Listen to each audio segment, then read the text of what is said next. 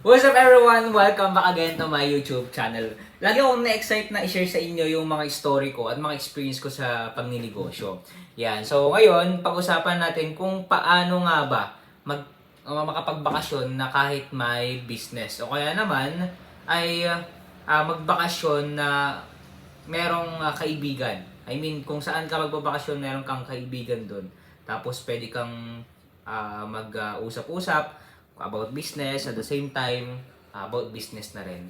Okay, so bago tayo magsimula sa ating video, kung bago ka sa aking YouTube channel, okay, sa channel na to ay matututo ka about sa business, okay, at ituturo ko sa inyo yung mga about na experience ko sa business, okay, at don't forget to subscribe, okay, like, share, and subscribe, okay, para update sa ating mga bagong vlog. Dahil tiyak ako na meron kang makukuhang idea o kaya makukuhang aral sa ating video. So tara na tayo sa ating topic.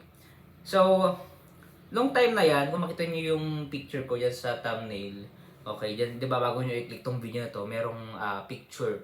Okay, so yung time na yan ay nag-vacation ako sa Baguio. Parang I think 1 week ako dyan or 2 weeks. Tapos, yung budget ko is 10K. Okay?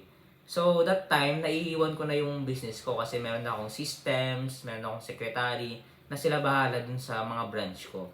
Okay? So far, kaya naman. Okay? So, good siya kasi meron na akong secretary, may systems na ako.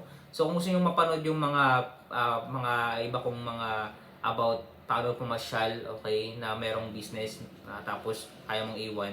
Okay, scroll lang kayo sa ating Facebook, sa YouTube vlog natin, mga video. Makita niyo doon yung mga vlog ko, okay, na mga ginawa. Pero dito sa video na to, ituturo ko na rin kung yung konting papyaw lang, okay, na paano ko yung naiwan. Okay, so ang kailangan mo lang naman is yun, katiwala, secretary, tapos systems. So malalaman niyo yung systems na yun sa mga vlog ko. Okay, magkuhan lang kayo doon, panoorin nyo lang yon kasi yung mga video natin is 4 minutes lang naman 2 to 5 minutes lang naman. So konting papyaw lang kasi yung ginagawa natin na video para hindi kayong mainip. Okay, so nung time na yan, okay, meron na rin akong kaibigan. So namasyal ako, at the same time meron na rin akong connection. Okay, kumbaga pagpapasyal ako, meron na rin akong kaibigan na pupuntahan, kakamustahin, tapos fellowship. That time, nag-jogging pa kami.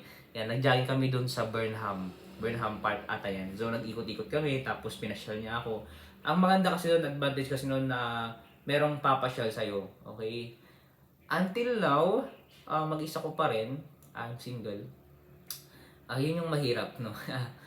Single ka, tapos wala kang kasama, pagpapasyal. Pero it's okay. Part of journey dahil siguro hindi pa time na bigyan ng babae, ng partner para kasama sa business. Pero we are still praying for that, no? Kasi especially pag dumating yung time na magkakaroon ka ng family, o kaya yung parang katakot-takot na problema, siyempre kasama mo na rin siya. So yan, nagkaroon ako ng kaibigan. So siyempre dahil na rin sa business, kasi kasama ko yan sa insurance company dati. So yun yung advantage na meron kang kaibigan. Dahil kahit saan ka pumunta, okay, magbakasyon ka, okay, na alam mo na taga dito yung kaibigan mo, pwede mong pasyalan, pwede mong puntahan, pwede kang makatulong, pwede ka niya tulungan, give and take ba. So yun lang, okay, so meron pala akong nagawang libro, gusto ninyong bumili sa mga gusto magsimula ng negosyo, yan. Negosyo Reality, ang totoong muka sa pang-negosyo bago ka magsimula ng sarili mong negosyo. So this book is para sa mga naging negosyo, okay, mga nalugi ng negosyo. Pwede kayong bumili.